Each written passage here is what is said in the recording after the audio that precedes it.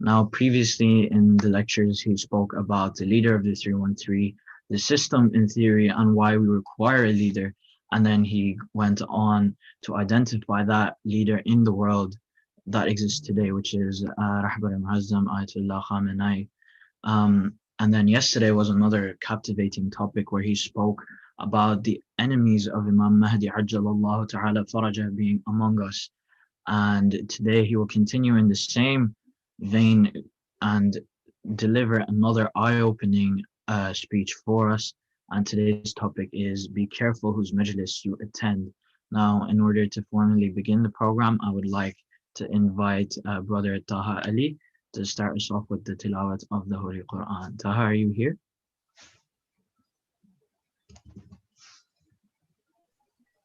Assalamu alaikum. Alaikum assalam. Surah Ala. A'udhu billahi minash shaytanir rajim. Bismillahir rahmanir rahim. Sabbih isma rabbikal a'la. Allazi khalaqa fasawwa.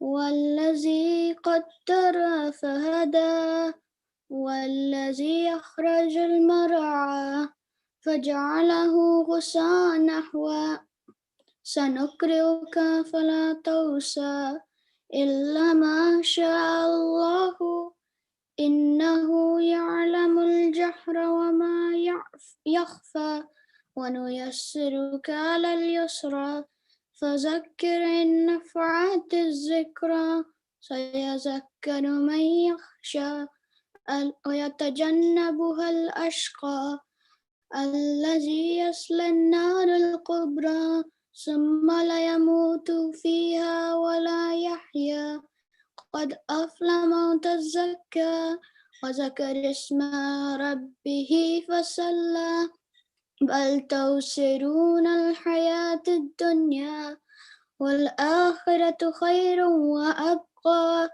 إن هذا لفي صحف العلا صحف إبراهيم وموسى صدق الله العلي العظيم. Allahumma salli ala Muhammad wa ali Muhammad wa ajil farajahum. Thank you so much, Brother Taha, for your wonderful recitation of Surah Al-A'la. May Allah bless you and reward you immensely for your efforts, and may He always keep you on steadfast on the path of Ahlul Bayt alayhim salam.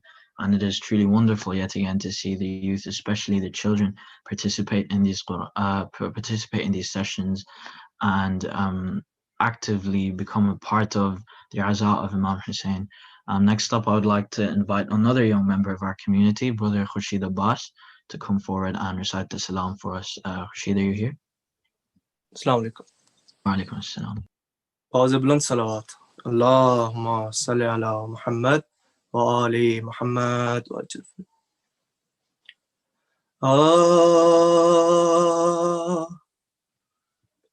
خدا نے جب ملکل موت کو یہ اذن دیا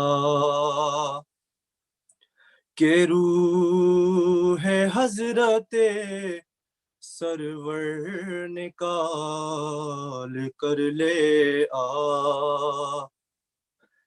رہے خیال کے شبیر کو نہ ہو ایذا حسین حسین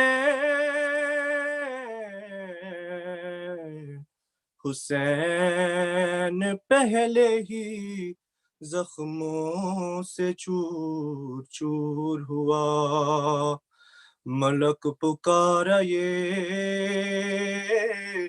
مجھ سے نہ ہو سکے گا خدا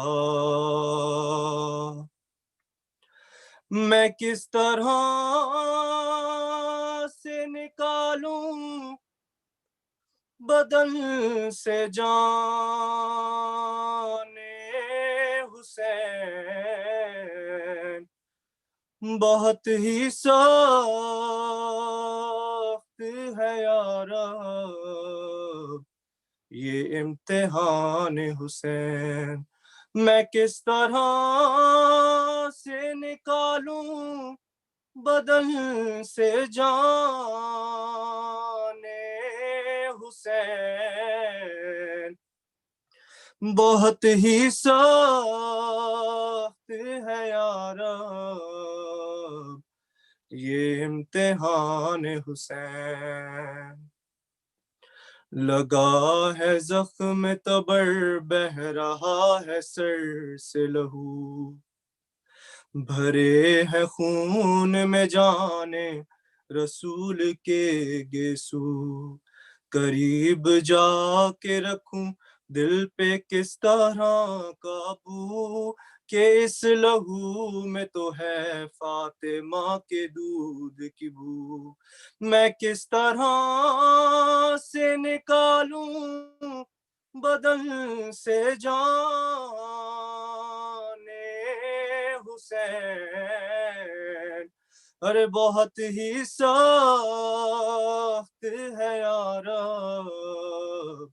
یہ امتحان حسین بہت ہی سخت ہے یا رب یہ امتحان حسین میں پھر ان آنکھوں پہ ڈھاؤں ستم یہ کیا ہے ضرور بچھڑ کے وہ علی اکبر سے ہو گئی بے نور ندائے آئی دہن سے نکال جان حضور کہا دہن میں تو کانٹے پڑے ہیں رب غفور میں کس طرح سے نکالوں بدن سے جان حسین ارے بہت ہی سخت ہے یا رب یہ امتحان حسین بہت ہی سخت ہے یا رب یہ امتحان حسین ندائے آئی کے گردن سے کھینچ جائیں کی کہا میں کیا کروں گردن پہ چل رہی ہے چھری چھری پکڑ کے یہ چلاتی ہے کوئی بی بی نہ ذبح کر میرے بچے کو میں دعا دوں گی میں کس طرح سے نکالوں بدن سے جان حسین ارے بہت ہی سخت ہے یا رب یہ امتحان حسین بہت ہی سخت ہے یا رب یہ امتحان حسین ندائے آئی کے سینے سے قبض کر لے جا کہا وہ تیروں سے چھلنی ہے اے میرے رحماں ابھی تو مار کے برچی ہٹا تھا ایک شیطان اور اب تو ہے تہزانو شمر یہ قرآن میں کس طرح سے نکالوں بدن سے جان حسین بہت ہی سخت ہے یا رب یہ امتحان حسین بہت ہی سخت ہے یا رب یہ امتحان حسین نزائے آئی کے مظلومیت کے رتبہ شناس کمر سے کھینچ لے صابر کے جان لے وسواس کہا ملک نے تڑپ کے بدرد و حسرت و یاس کمر تو ٹوٹ گئی جب سے مر گئے عباس میں کس طرح سے نکالوں بدن سے جان حسین بہت ہی سخت ہے یا رب یہ امتحان حسین بہت ہی سخت ہے یا رب یہ امتحان حسین مطیع حکم ہو پر فکر ہے یہ یزداں ہر ایک عذر ہے زخمی لگاؤں ہاتھ کہاں خدا پکارا یہ مشکل کریں گے ہم آسان نہ تو نکال میرے عاشق غریب کی جان میں خود نکال رہا ہوں بدن سے جان حسین کہ ختم ہونے کو اب ہے یہ امتحان حسین کہ ختم ہونے کو اب ہے یہ امتحان حسین بواز بلند صلوات اللہم صلی علی محمد و آل محمد Allahumma salli ala Muhammad wa ali Muhammad wa ajil farajahum. Thank you so much, Brother Khurshid. میں کس طرح سے نکالوں بدن سے جانے حسین کہ بہت ہی سخت ہے یہ امتحان حسین. Truly the musibat that Imam Hussein faced on the day of Ashura, the physical pains that he went through of hunger and thirst, topped on, by the emotional losses of his friends, of his soldiers, of his family, and the inevitability that the Zalimeen are going to burn down the tents. But even then he remains steadfast and he remains strong, and he remains an example to us all that, as incited by these speeches, as the Shaykh is attempting to awaken the true Shias inside us, that this is not a passive religion. We cannot sit by and do nothing as the tyrants of our times do as they please. And I would like to invite Shaykh Muzaffer Hyder now to come forward and begin his speech for today on the topic of be careful whose majlis you attend, which is as captivating and invigorating as the last few days have been. Shaykhna, are you here with us? Assalamu alaikum. Wa alaikum assalam.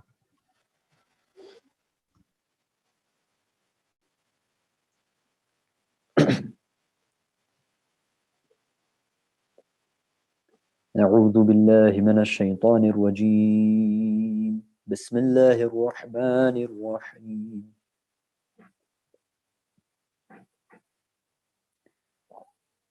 والضحى والليل إذا سجى ما ودعك ربك وما قلى وللآخرة خير لك من الأولى ولسوف يعطيك ربك فترضى ألم يجدك يتيما فآوى ووجدك ضالا فهدى ووجدك عائلا فأغنى فأما اليتيم فلا تقهر وأما السائل فلا تنهر وأما بنعمة ربك فحدث صدق الله العلي العظيم بسم الله الرحمن الرحيم الحمد لله رب العالمين والصلاة والسلام على سيدنا ونبينا أبي القاسم المصطفى محمد وعلى آله الطيبين الطاهرين المعصومين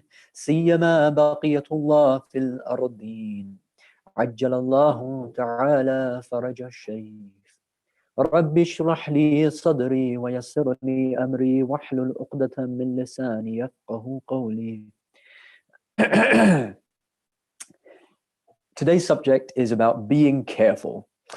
Being careful about whose majlis we attend. Okay, and we've used the word majlis to generalize, but it means anybody's speech that we attend, any lectures that we listen to. Be careful, generally speaking, as to who we look at as scholars. There's a verse in the Quran, and we're going to start with this verse. It says, اتخذوا أحبارهم ورهبانهم أربابا من دون الله. They took their rabbis and their priests as gods besides Allah. It's referring to the Christians and the Jews, and it's saying that they made mistakes. And if we have to just at this point take a moment to just think about the Christians and Jews. These were pious individuals. They were people who believed in Allah. They were followers of great prophets like Nabi Musa and Nabi Isa. But now, if we look at the religions of Judaism and Christianity, just look at how far they have strayed from the right path. They've done lots of things. They've deviated completely, right? So we have to ask ourselves, what happened to make them deviate in such a radical manner? One of the major reasons is the scholars, the priests. They misguided them, okay? And sometimes the people obeyed them and took them as gods besides Allah because they genuinely did not know. They didn't understand that, for instance, when the priests told them that, God, there's three gods and they're all one, but they're three, but they're one, people just said, oh, okay, I accept it, right? Because they wanted to do what was right. We trust scholars to guide us on the right path. But the example of the Christians and the Jews and the deviation that they've taken now is a mirror, and it shows you what our destiny will be if we make the same mistakes as the people of the past. And so I'd like to start with this premise, and I'd like to point out, please forgive me, I'm not being patronizing, I don't mean to put anybody down, it's just a matter of fact. The communities have very little knowledge about Islam. Generally speaking, the communities globally have in the English-speaking world particularly, very little knowledge about Islam. They don't understand what Islam is. There are snippets of what Islam could be or should be. And we've just grasped that, little tips of icebergs, but we have not understood Islam. And rightfully so, because the Quran even highlights for us that it's not for everybody to go and understand the religion. Rather, some people should disband and go to seek knowledge for what? لِيَتَفَقَّهُ فِي الدِّينِ, that they can gain deep understanding of the religion so that they can return to their people and warn them. Okay, so even the Quran is highlighting for us that to an extent we should rely, we need to rely. It makes sense for a society to rely on those people to bring the knowledge. But what if they don't? And what if we're living in a society right now where those who we thought to be scholars and we trusted to deliver us the message of Islam haven't? And I'd like to point this out. If we don't understand Islam, then perhaps there are people in the communities who are posing as scholars and they are taking advantage of us. They're taking advantage of you, dear brothers and sisters, respected elders. They're taking advantage of your innocence of what Islam is. They're rambling on. They're talking about absolute nonsense. They're talking about when they get asked questions, they give the wrong answers, but they're getting away with it because the communities don't understand what Islam is. And if we focus, inshallah, I'm going to ask you to give me your undivided attention for the next 40 minutes, inshallah, you will understand why there are so many flaws in the Shia and the Muslim world, generally speaking. Why, for instance, even basic things like tatbir and I don't know, like why are there such uproars about basic things? Why is this lack of understanding of what Islam actually says there? We'll start to expand on this. Now, these people who are taking advantage of our lack of knowledge in the communities are the worst of people. They are one of the things that we do out of our innocence is we give them the benefit of the doubt and we say, no, at least they taught us this part of Islam. And so we forgive them, we put it aside. And that's, again, because of our purity, but sometimes it leads to way worse things. And when I say that they are the worst of people, I mean it. There is a hadith from the Holy Prophet Muhammad sallallahu alayhi wa alihi wasallam, and he says, the worst of all evils is the evil scholar. Okay, because of this deceptive nature that they have, and they've actually used the religion to justify everything that they're doing. Now, there may be certain scholars and public speakers that have guided us to an extent. There's 2 points I want to make about that. Number one, they haven't guided you. Nobody guides you except Allah. Allah is the guide. Somebody may have been the wasila for your guidance, but Allah is the actual guide. Okay, you can even get guidance sometimes from kafirs. Okay, you see a kafir, for instance, doing something evil, or you see somebody doing something bad, and because of that bad act, you realize, I don't want to do that thing. For instance, you might see somebody who's being rude to their parents in the streets, and you think, oh, that's nasty, that's disgusting, that looks so bad. That little brat, I'm going to make sure I never be rude to my parents again. Does that mean that you need to thank that person, you owe that person something? No. Okay, that's the first point. The second point is there is a hadith, which is an eye-opening hadith for us. On the day of judgment, it may come, and I'm going to say it in the second person, there may come a moment where you're walking in the day of judgment, and people are going to be judged, and Allah gives you the stamp of approval and says, go towards paradise. You're walking towards paradise, but you see somebody and they're going in the opposite direction. They're going towards hell. And you say, how can you be going to hell? You're the one who guided me. You know what they will say? They will say, yes, I told you what to follow, but I did not follow it myself. Okay. Remember how we said that this world is just an illusion? Well, there's lots of things that are going to be revealed to us. It's better that we start to understand them now, and it will be less of a shock when that happens. Now, there's this mentality which exists. And this mentality dictates that, well, we should listen to everybody. Yeah, why shouldn't we listen to everybody? Whoever's majlis it is, let's go and attend it. Let's go and listen to everybody. Yeah, they might have a political difference. They might say one thing, another person might say something, but that's all politics. Forget about that. Let's just gain knowledge. I just want to gain knowledge. And we have a hadith, and people use this hadith. Imam Ali alayhi salam, he said, gain wisdom from wherever you find it. Do not look at what is, don't look at who is saying it. Look at what is being said. And so people use such a hadith to say, well, yeah, look, Islam advocates for just getting knowledge from anywhere. And to an extent, they may be right. But first of all, look at the wording. It doesn't say knowledge, number one. It says wisdom. Imam Ali says, gain wisdom from wherever you can gain it. Okay, so not knowledge particularly, first of all. And secondly, we have to understand that even if we are going to kuffar to gain knowledge, which Islam even advocates for that, right? Knowledge is the lost property of the believer. You should strive to get it back, even if it's from the kuffar, right? Okay, you'll go to a kafir and you'll gain knowledge from him. And Islam is okay with that. Absolutely okay. We should be gaining knowledge from wherever it exists. We should be gaining wisdom from wherever it exists. But there's a difference, okay? And the difference is this. If you go, for instance, to a Christian to, I don't know, learn about chemistry, that's good. But you're going to be aware that this is a Christian, I'm not getting my deen from him. Similarly, if you even go to an atheist, right? You're going to this atheist and he's teaching you about biochemistry or anything. He's teaching you about computer science, I don't know, whatever kind of field of knowledge it is. You're aware that this person is a kafir. I'm not going to get my deen from him. I'm gaining this certain science. When it comes to scholars, it is naturally understood that, look, I'm getting deen from this person. That is where the problem lies. We see these people, and it's the unspoken reality. There's the sentiment which exists. Oh no, I don't understand why it's so problematic. So-and-so is just a public speaker. They're a researcher and they're presenting their research. They're a historian, they're a sociologist, whatever, and that's it. Well, it doesn't quite work like that, because the community does start to see those people as the representatives of the deen. What is a representative of the deen?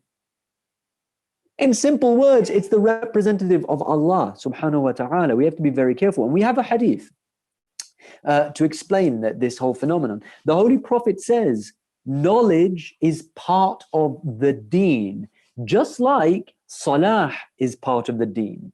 So be careful where you get it from. Okay? Be careful, more precisely, be careful who you gain that knowledge from. The Holy Prophet Muhammad sallallahu alayhi wa sallam is teaching us that no, it's this mentality where you get your knowledge of the deen from everywhere. No, there is a part of the religion which is saying, look, be careful where you get your knowledge from. You have to understand, in our innocence, we love the Ahlul Bayt. The communities love the Ahlul Bayt. They love the Quran. They want to get closer to Allah. The community is thirsty. They want the water, which is the deen, okay? And they'll go to get it. Even if it is contaminated, even if it is dirty, even if it is najis, they will drink it. Okay, but we have to understand, if the well is dirty from which we draw our water, then the water too will be dirty. So we have to be careful which well we go to. Another hadith from Imam Kadhim alayhi salam.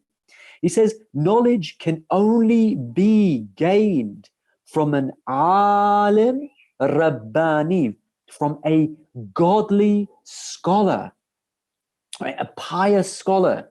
A scholar, for instance, who prays namaz-e-shab, who praises salatul layl, who, you know, he is on the path of Allah. He believes in Allah wholeheartedly. And he says, recognize him through the aql. Okay, so this is the first premise. This idea, dear brothers and sisters, where we can gain knowledge and we can go and listen to every Islamic speaker, every person who poses himself as a scholar. No, Islam does not tell us to do that.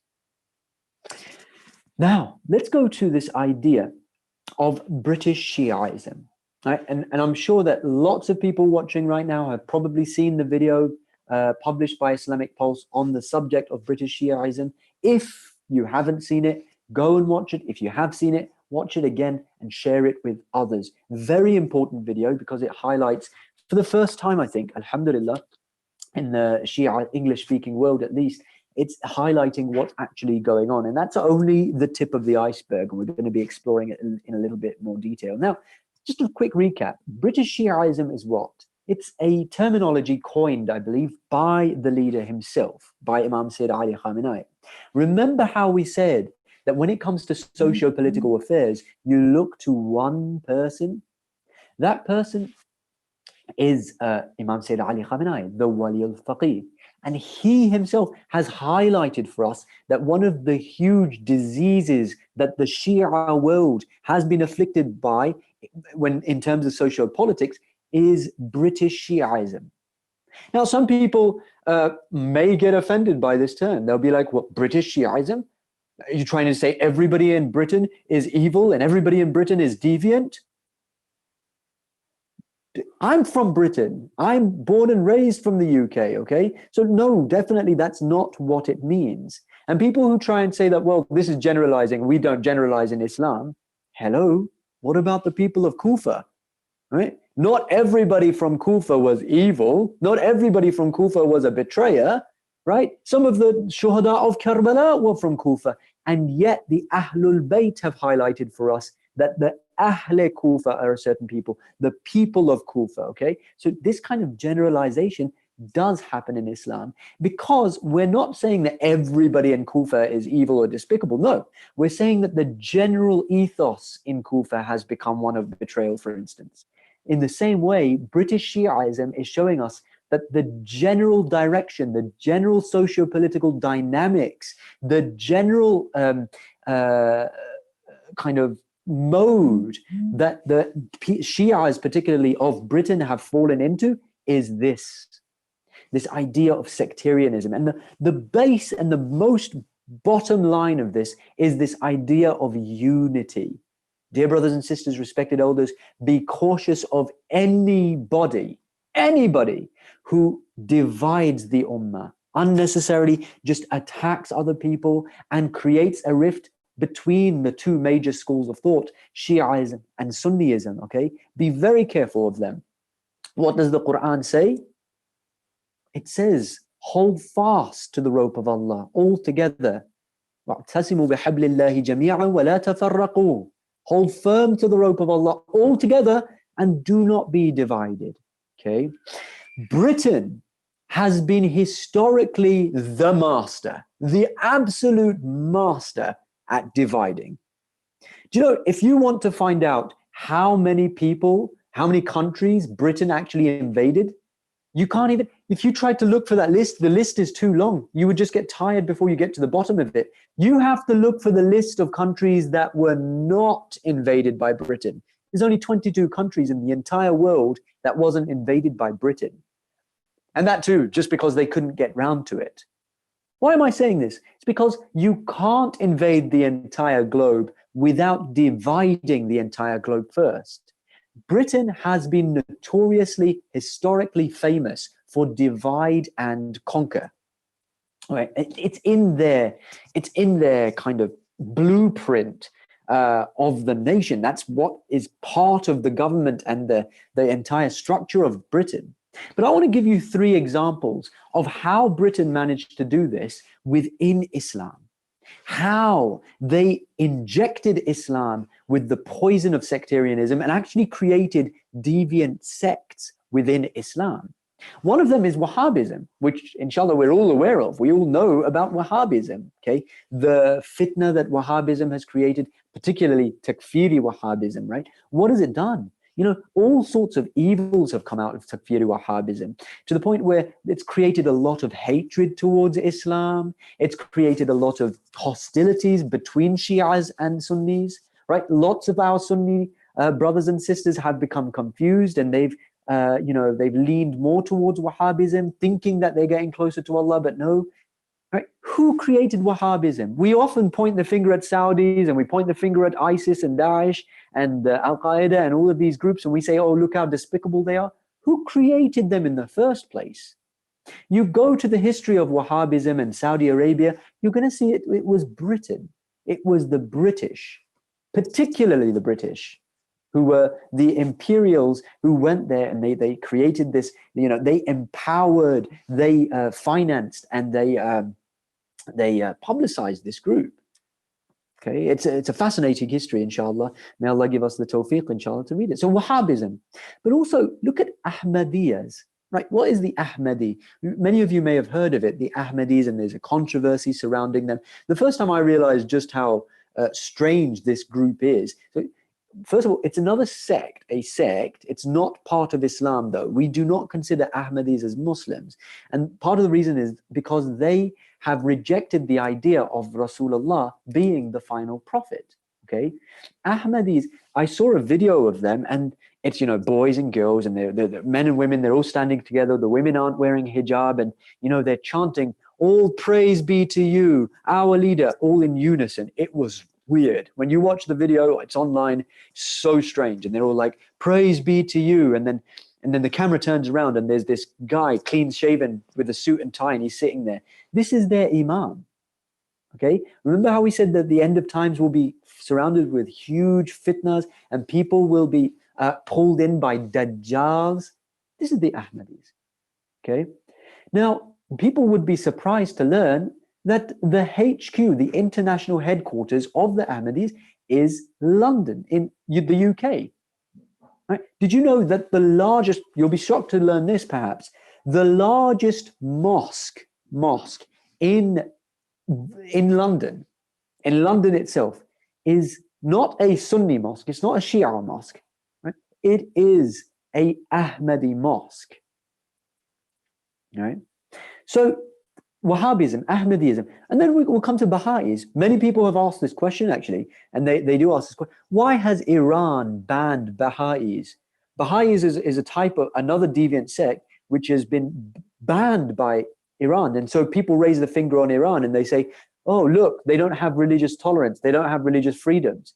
Look how clever the enemy is. They create the fitna, and then the public gets so drawn into it, they point the finger at the person at the people who are being victimized by the fitna, instead of pointing the finger at the source of the fitna itself. Subhanallah, you got to give them credit. You got to give Shaitan credit. He knows what he's doing, and he's very good at it. Now, the Baha'is, again, just very similarly, if you go to the history of this other deviant sect, you know, one is to deviate the Sunnis, one is to deviate the Shia. Go into the history of the Baha'is, you'll find it everywhere. You'll just see Britain, Europe, England, London, Westminster, London, London, London. The history of Baha'is, it's just all about England. Right? I'm not even talking about America. Britain has been notoriously good at this, okay? So remember this, Wahhabism, Ahmadiyism, Baha'ism, and lots of other isms as well. The British are notoriously fantastic at creating these deviant groups which misguide many people within the ummah, and they also misguide people who are not even Muslim, because they start to think, oh, look, Islam doesn't have religious tolerance, right? By either looking at the Wahhabis or the Ahmadis or the Baha'is, okay? This is the British. This is what they are. And it's very important for us to understand at least this basic element of what it means to be the British Empire and the British system before we come and we address the idea of British Shi'ism, okay? Now, we started this by discussing how the people are innocent. Most communities don't understand Islam, right? Now, I'd like to revisit this. There are 4 examples I want to give you. Real examples of so-called Shi'as, okay? Because that's what we're coming on to now. If you think that Britain can create all these great sects and these deviant kind of groups who have misled the Muslims, but nothing, when it comes to Shi'ism, no, Shi'ism is untouchable. Shi'ism will never get deviated. You're wrong. You're completely mistaken, right? Britain can do this and is doing this right before our eyes, and there's next to no resistance against it, and most of the people don't even know what's going on, right? Except for those who are in the revolutionary camp and are connected to what the leader is saying, etc. They understand what's happening and they can see it, and they're getting panic stricken by it. And then when they try to speak about it, people in the community, they go like, well, these guys, they just hate everybody. No, that's not the case. There is something happening. There is something very sinister happening. We need to open our eyes to it. I want to give you 4 examples. I'm not going to take any names, okay? Before I give you these 4 examples, I'm not going to give you names, because today I want us to really just focus on what is happening, not on the people, okay? And before I give you these are not the Yasser Habibs. They're not the, the brother Tawhidis. No. I'm not even talking, they're obviously astray. No, we're talking about mainstream Shia scholars, okay, who you are being recommended on YouTube. If you're watching this on YouTube, scroll down, you'll probably see, okay? Mainstream Shia scholars who are operating out of England. And remember what the leader told us about those who are operating out of England and what we consider them as. Now, the first one is this. From a major, probably the most major English-speaking Shia channel in the UK, one of these so-called scholars says, Imam Hussein, na'udhu billah, I don't even want to mention it, says Imam Hussein committed suicide. Committed suicide. Now, people might want to, as we said, the innocence of our people is such that they'll be no, it might have just been a slip of the tongue. Okay, if it was a slip of the tongue, the people called up the channel to complain. They were getting lots of complaints. And this scholar, instead of apologizing, he actually said it again. He said, I'm going to say it, and he said it with full confidence. I'm totally saying Imam Hussein committed suicide. Yes, he knew what he was going into. He knew that he was going to be killed, and he still went there. Therefore, that's suicide. Again, you might think, oh, well, he's just saying it, poetically. Well, look, if children are watching, and in fact, normal people, they're going to think, okay, let me think about it. Yeah, you're right. Imam Hussein knew what he was doing. He was going to get killed, and he still did it. That is suicide. Now, when you go to talk to the Sunnis and you talk to other people about Imam Hussein committed suicide. Then they're going to come back and say, well, that's completely wrong. No. Suicide is good. Suicide is part of our religion. Suicide is shahada. Martyrdom is suicide. This is complete deviance, complete and utter deviance, okay? But this is an example of what is going on. And I want to point out here that at the time I was actually working for that company, and I've worked for these companies. I know them very closely. Okay, I know all of these people pretty closely. I've worked with them because before I came to Qom, I tried my hardest to serve the Shia school of thought in England myself, okay? And I did my best, and I know how these types of people work and how they think. Right? I know their inner workings to an extent as well. Right? I'll give you an example of something that happened. One day, some equipment went missing. We lost the remote or a keyboard or something, or it was a camera or something went missing. And I was asking, where can I find it? I can't find it. one of the head people in that organization in London, again, he says, curse Omar.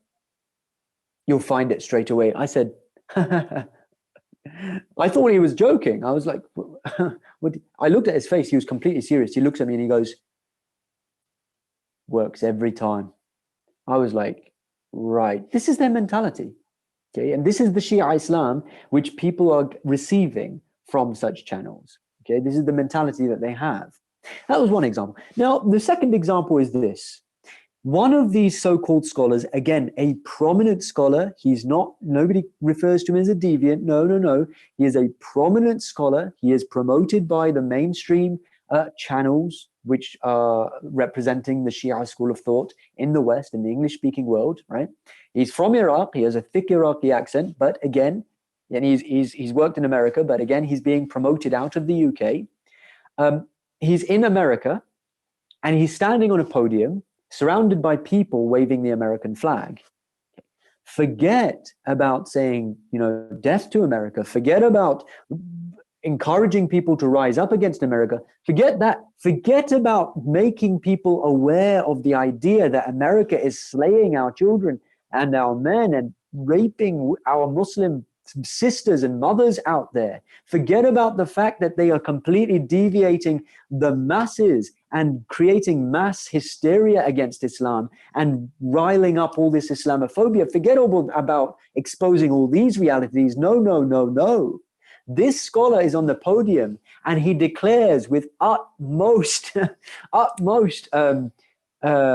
jubilance. He says, my religion, i.e. Islam, remember he's wearing these clothings, he's representing, my religion, Islam, teaches me to love my country and to die defending my country. And my country is the United States of America. Okay, that's what he declares, and so other such sentiments as well, all right?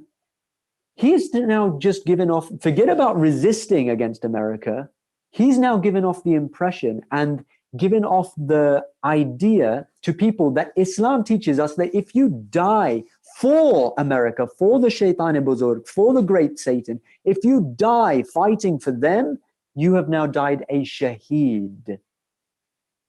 Dear brothers and sisters, respected elders, when the ahadith tell us that at the end of times, people will cause us to, like some of the scholars will come and, you know, create such a fitna that they will make people follow the Dajjal in front instead of the Mahdi. If you want, I don't know how to give you a more obvious and clear example of this. Some of you, as I'm speaking, you know exactly who I'm speaking about. Some of you are yet to realize who I'm speaking about. And when you do, it will shock you. And you should be shocked because this is the state that the Ummah is in now. Okay. And remember, this is just the tip of the iceberg. One of the most popular documentaries that we have online in the English speaking world in regards to Imam Mahdi and Mahdawiya is from one of these English speaking channels based in the UK. Somewhere in the middle, you'll find a section where they're talking about when the Mahdi comes. And they say the Mahdi, and basically the message that they're giving off is the Mahdi will work with London. He will work with the UN. He will work with these people. And they're showing, you know, all these beautiful American flags. And they're showing the White House and they're showing the UN. You know, they're painting a completely opposite picture to what is the reality. And you have to understand, if the communities do not wake up to this reality now, then just forget about following the Mahdi, because we will be the ones aiding in the fighting against the Mahdi. We will be the ones who will be funding those and supporting the armies who are fighting against the Mahdi. Have no doubts about it. Okay, so that's another example. And again, we have to take this back to the Quran. What does the Quran say in this regard about supporting the Taghut? It says, قَدْ تَبَيَّنَ الرُّشْدُ مِنَ الْغَيِّ. The right way has become very clear and distinct from error. You may be confused, but you shouldn't be confused about these matters, because the Quran itself is saying the right way is very clear and distinct from the wrong. Why do we get confused? فَمَنْ يَكْفُرْ بِالطَّاغُوتِ وَيُؤْمِنْ بِاللَّهِ فَقَدْ اسْتَمْسَكَ بِالْعُرْوَةِ الْوُثْقَى لَا انْفِصَامَ لَهَا وَاللَّهُ سَمِيعٌ عَلِيمٌ. Allah says, As for one who rejects the taghut and believes in Allah, he has grabbed hold of the most firm rope and it will never break off, right? So in other words, look, if you want to recognize haqq and batil, if you don't want to get caught up in the confusion, you need to reject the taghut. As soon as you recognize the taghut, all of this will become clear. The unfortunate reality is most of us didn't even know what taghut means. You look at the translations, they say Satan, they say evil, reject the Satan. Our scholars haven't even explained what the word taghut means to us. This may be why they don't want us to know what taghut means. It means the system of kufr. The system of kufr, which today would be America, would be Britain, would be Israel, would be the Saudis. Okay? I want to give you another example. So this is the third example now I'm giving you. And remember, these are all recent scholars, prominent Shia scholars. Just in this Muharram that passed, one of these so-called representatives of the deen, one of these so-called scholars, he gives a lecture. In the lecture, I'm very sorry to have to mention this. I know that there's sisters listening. I know that there's young people listening, but he mentions how breast implants, and he says, people ask me if breast implants are halal. And he goes like this, of course they're allowed. Of course they're allowed. Of course they're halal. And then he quotes Ayatul Sistani. Would you believe? He says, Ayatul Sistani, according to him, it's halal. Now you have to understand, this is what I mean by the communities being innocent. They don't understand what they're getting themselves into. When they're listening to it, they'll be listening. A young girl who's listening, she'll be like, Mummy, is that true? The mum will be like, yeah, I guess if he's saying it, it must be true. He's not going to lie about a fatwa of Ayatul Sistani. Why would he lie that blatantly? And the girl would be like, yes. And she'll grow up thinking this is allowed. This is a part of Islamic culture.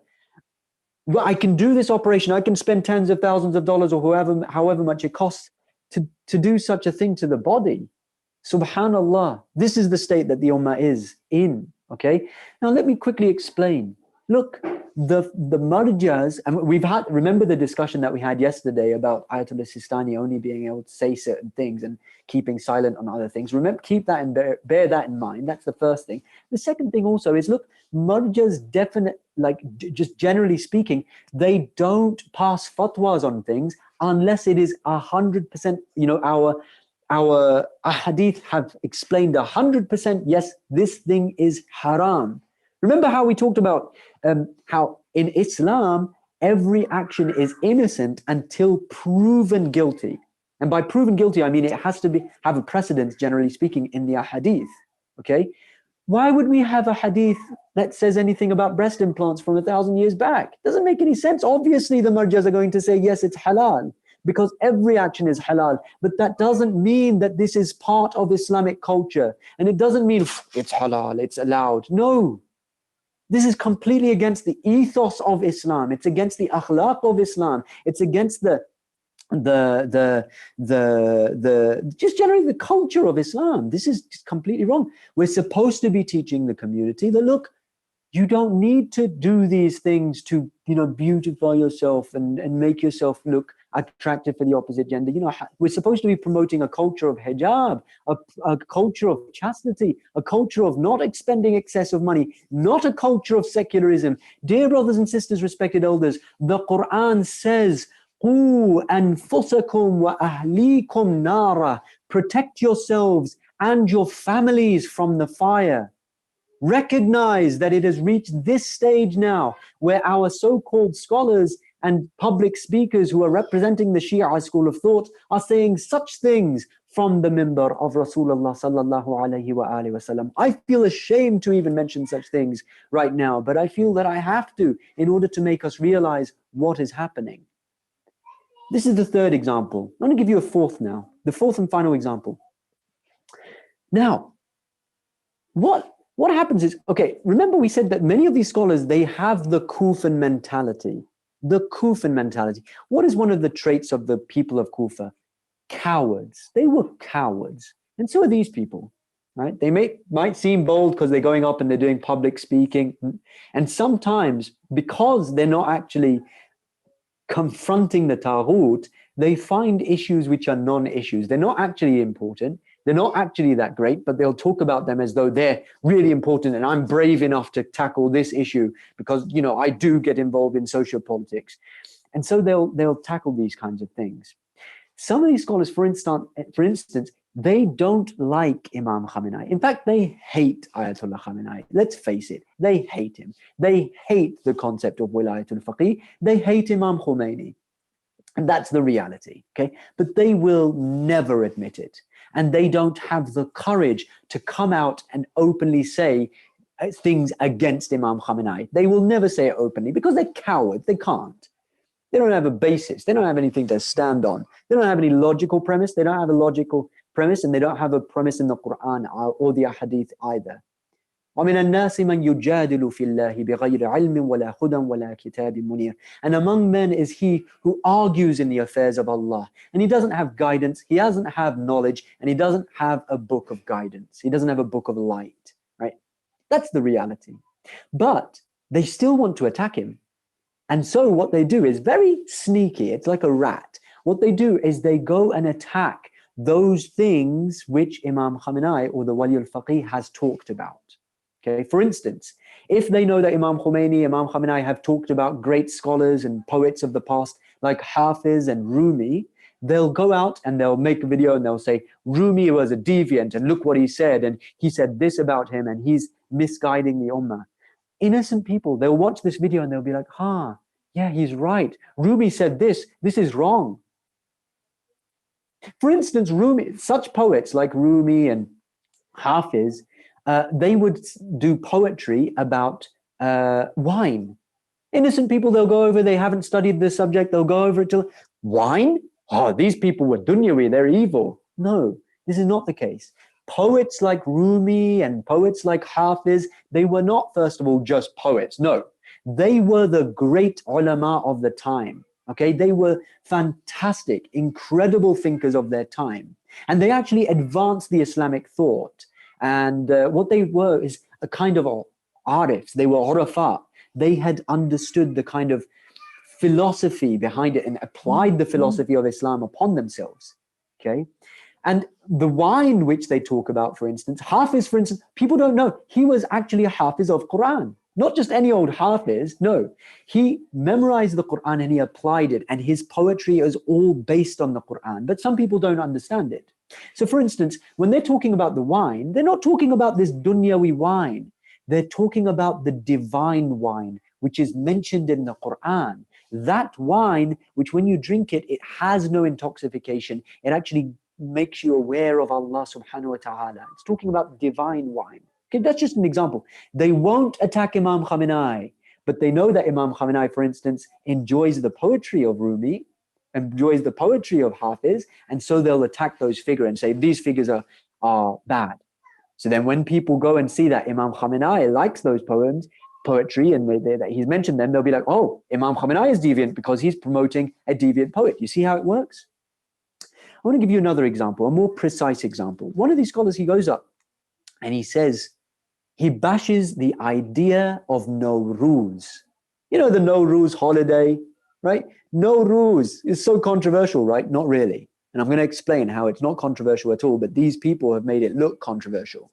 You see, Nowruz is no big deal. What is Nowruz, first of all? It is a festivity which predates Islam. And this scholar, he makes a video and he bashes it and he says, the community is doing Nowruz festivities, they're deviating and they shouldn't be doing it because it's a pagan ritual. It existed before Islam and it's nothing to do with Islam. And somebody innocently, somebody from the community, they'll listen to it and they'll be like, yeah, right, he's right. It does predate Islam. They'll do a quick Google search. They'll see Nowruz, yeah, it's a pagan ritual. We shouldn't be doing it. Then they'll see that Imam Khamenei is saying Eid Mubarak on Nowruz, and they'll see that, oh, he must be deviant because he's making people go towards this deviant festival. This is the way it works. Now, let me explain what the reality behind it is.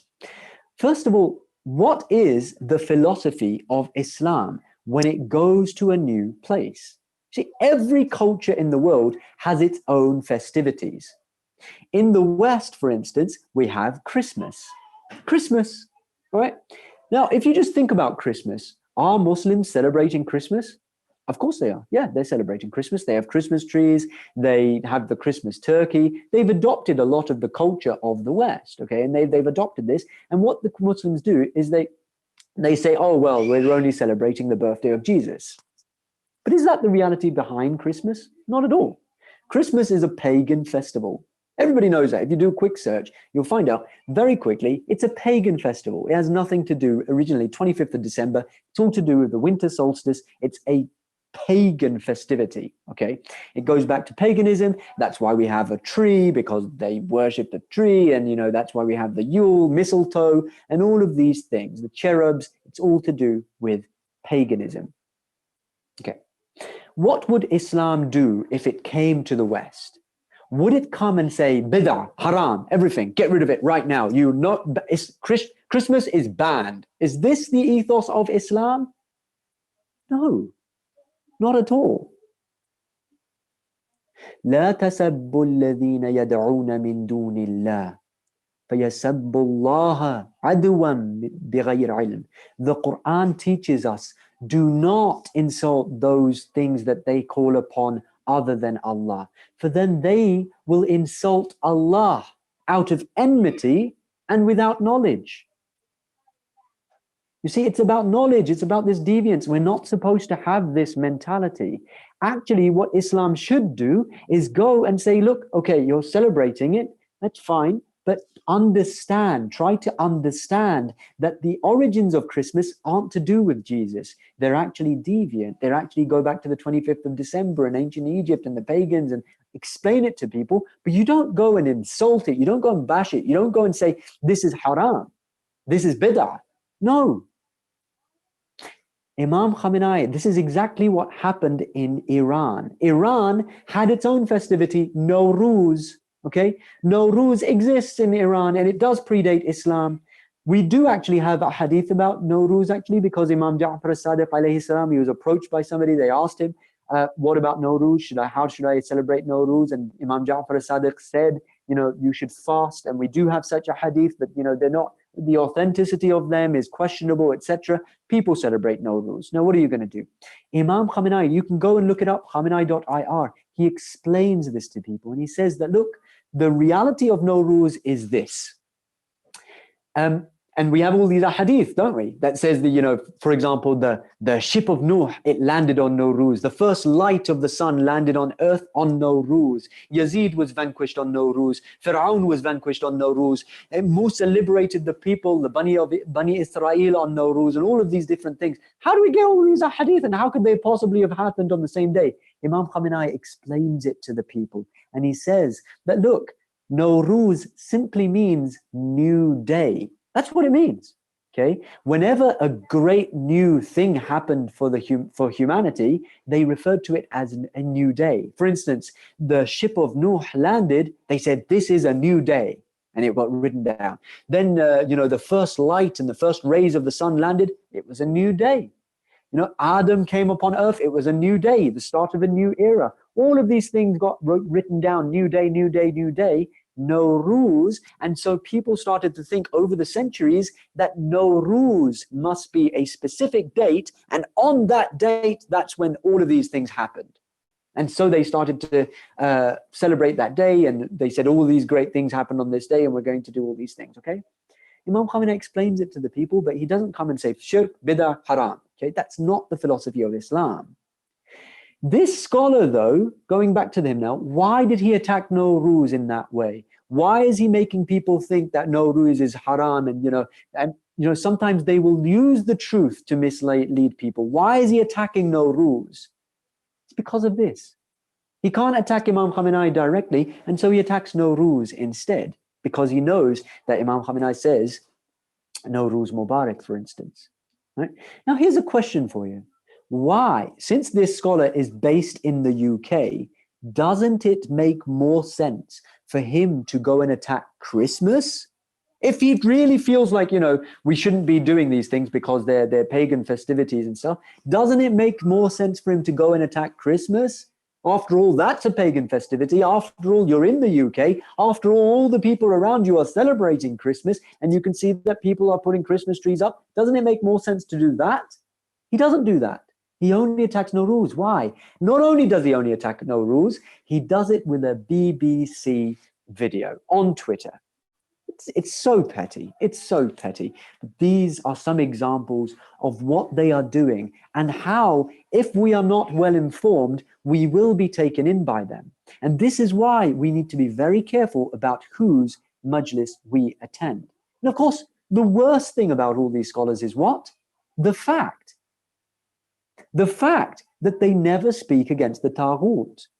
They never speak against Britain. They never speak against America. And in fact, they are endorsing Britain and America and the evil actions of Britain and America.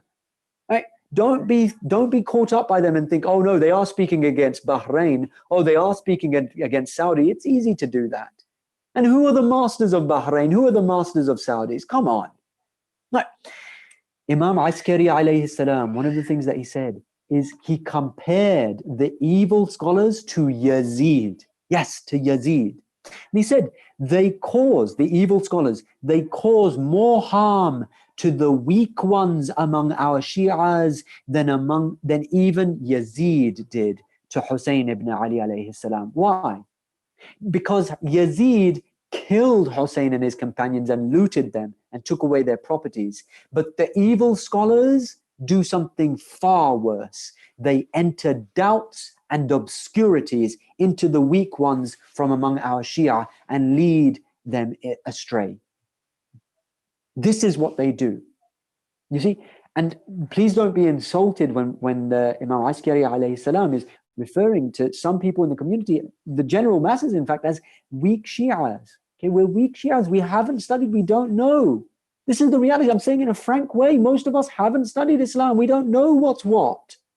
Okay, and these so-called scholars are taking advantage of that. They are misleading people. Imam Sadiq alayhi salam says, cursed indeed is the alim who frequents the unjust ruler, aiding him in his injustice. These same scholars, you will see them outside Buckingham Palace. You'll see them shaking hands with government officials. They crave, I'm telling you, you'll see, maybe one day you will see, God forbid, but I hope it doesn't get to that point, but you will see that one of these people are going to be knighted by the Queen or the King of Britain. They're going to become Sir Sayyid so-and-so. When that happens, remember that you heard it here first. Right? That's the direction that they're going in. Imam Sadiq says, cursed indeed, la'nat upon that scholar who frequents the unjust ruler. Now, the final point that I want to raise here is this idea about how it is all about the money. Dear brothers and sisters, it's all about the money, right? Have no doubts about it. Jesus, alayhi salam, one of the things that he teaches us is that the dinar, the coin, the gold coin is the deen's disease. And he says the scholars are the doctors of the ummah. So be very careful when you see that the doctor is putting the disease on himself. It's all about the money. Okay, the first thing they ask when they're invited somewhere, for instance, to give a majlis, or when they're about to do anything, is how much am I going to be paid? It's honestly, it's the community's fault. I have to say, it's the community's fault, because these people would not exist. What they're selling would not exist if people were not buying it. Be careful, dear brothers and sisters, respected elders, whose majlis you attend. In another hadith, Jesus again, he says, be suspicious of those types of people who are embroiled in money, who are asking for money for what they do. All right? What is the ethos of the Quran in this regard? What does Allah, remember the scholars, they are supposed to mimic the Prophet. They're supposed to be the bridge between the common people and the prophets and the Ahlul Bayt. What does Allah tell us in the Quran about the Prophet? When people came to the Prophet and they said, we wish to thank you, we wish to give you something, we want to thank you. How do we thank you for this? For every guidance that you have given us, all the knowledge that you have given us, all the help that you have given us in our deen. You gave us the religion of Islam. How do we thank you? The Quran tells us, قُلْ لَا أَسْأَلُكُمْ عَلَيْهِ أَجْرًا إِلَّا مَوَدَّةَ فِي الْقُرْبَى. Tell them, Allah is commanding the Prophet, tell them, I ask you for nothing for this except that you love the family, that you love the Ahlul Bayt. That is the only payment that I ask for it. And now I'd like to ask now, as we come to the Masa'ib, this is the only request that the Holy Prophet had of the Ummah. Love the family. I've guided you. I've given you the deen. I've given you everything. I've sacrificed my life upon this deen just so that you can receive it. I ask you for nothing except that you love my family. How did this ummah treat the family of Rasulullah sallallahu alayhi wa alihi wa sallam? Inna lillahi wa inna ilayhi raji'un. How did this ummah treat the family? And I'd like to look at this through the eyes of a very special lady tonight. She is Sayyida Zainab, salamullah alayha. It is said, our Lady Zainab gave 2 sons on a Muhammad in the way of Mustafa. And yet she loved Hussein. She loved the Imam of her time so much that we never hear her even mention her 2 sons. Every time she mentions Karbala, she says how brutally they massacred Hussein, how brutally they trampled on the body of Hussein, and how thirsty was her Mawla Hussein. This is Zainab. Now she is completely lonely.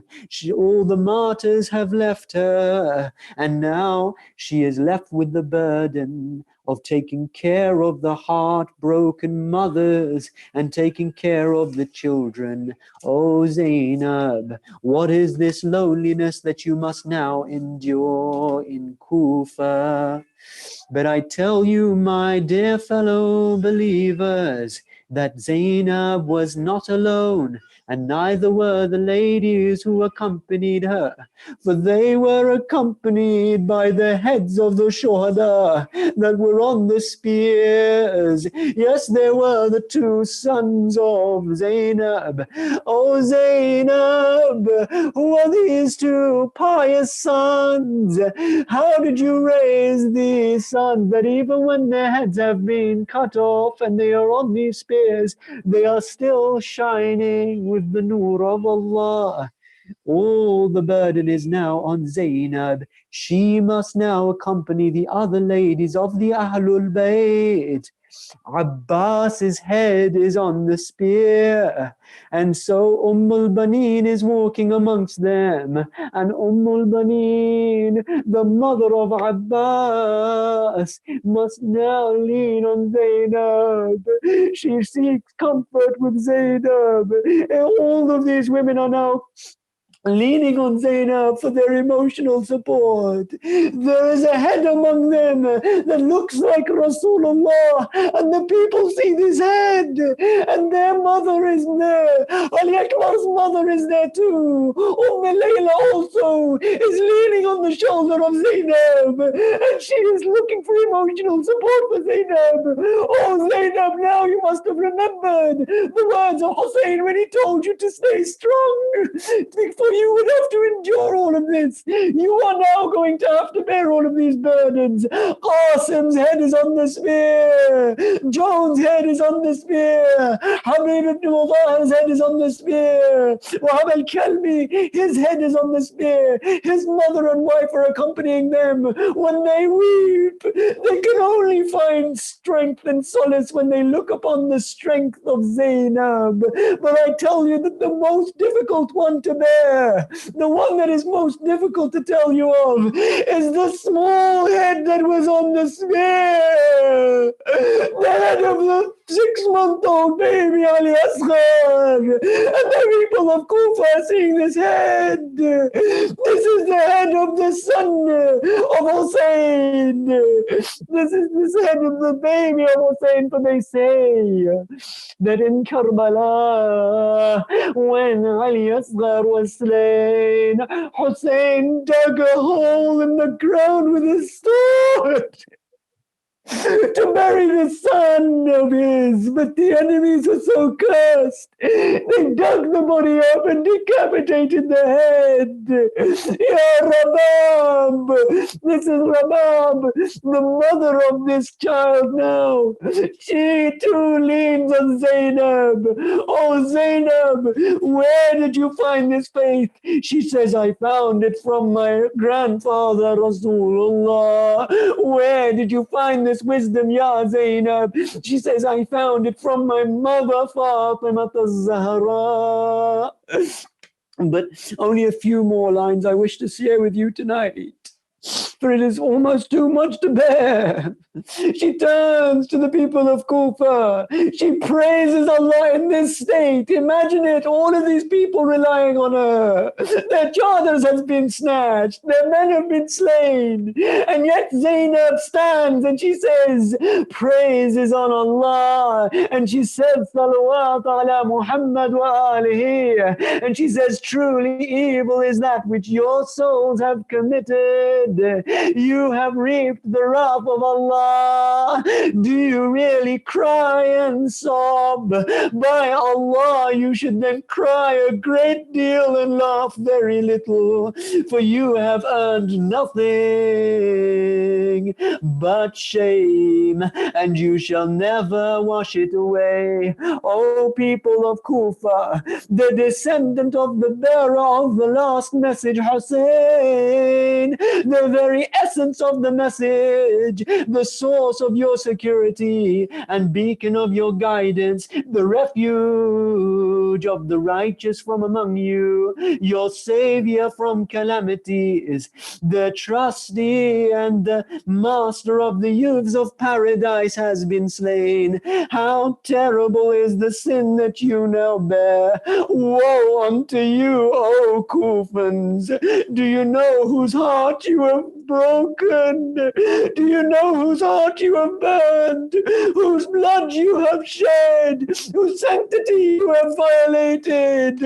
Do you wonder why the sky rains blood? Because of your monstrous deed, the heavens are about to split asunder. The earth may crack, the mountains may crumble, existence may cease to exist.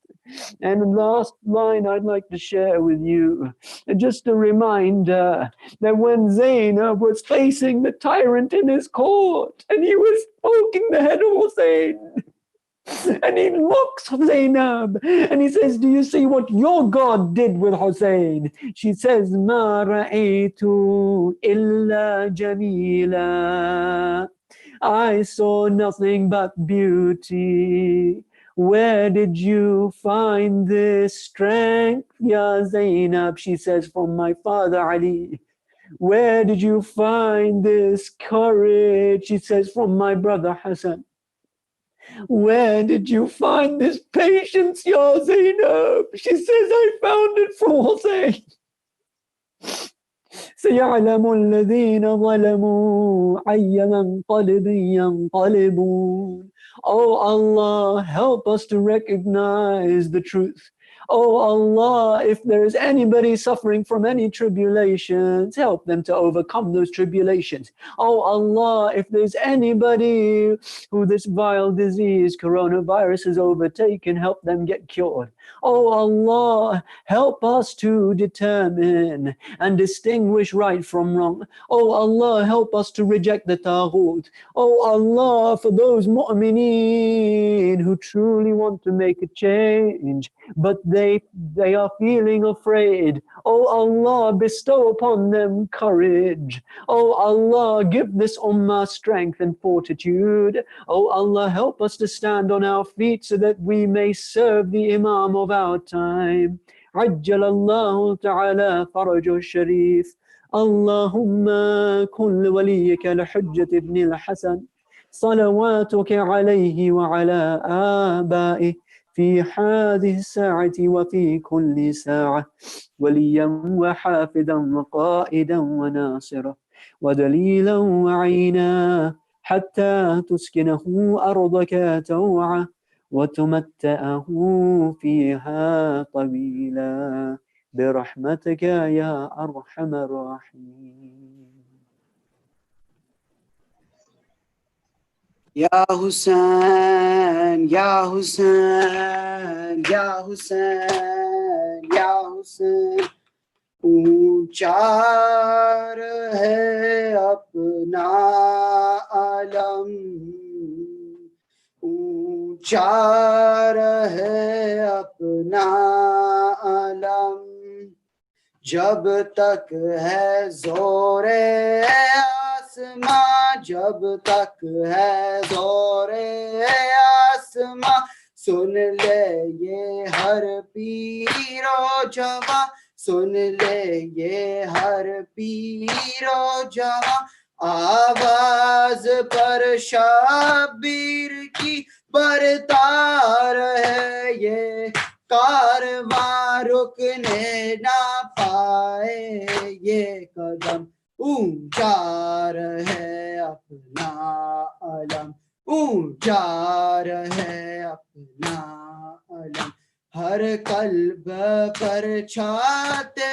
چلو، ہر قلب پر چھاتے چلو، دنیا کو بتلاتے چلو، دنیا کو بتلاتے چلو، ایک ایک محاذ ظلم کی تصویر دکھلاتے چلو، ہر دل میں بردو شے کا غم، اونچا ہے اپنا علم، اونچا ہے اپنا علم، کب تک نہ مانے گا کوئی، کب تک نہ مانے گا کوئی، وہ وقت آئے گا کبھی، وہ وقت آئے گا کبھی، ہر قلب پر چھا جائے گا اپنا حسین ابن علی،